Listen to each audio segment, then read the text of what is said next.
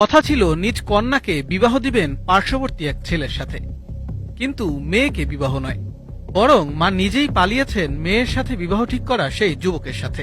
সঙ্গে নিয়ে গেছেন বিবাহযোগ্য মেয়ের জন্য তৈরি করা স্বর্ণালঙ্কার ও নগদ 50,000 টাকা। সৌরভ, সৌরভ, তোমাকে আমি অনেক ভালোবাসি, আমি তোমাকে ছাড়া বাঁচব না সৌরভ।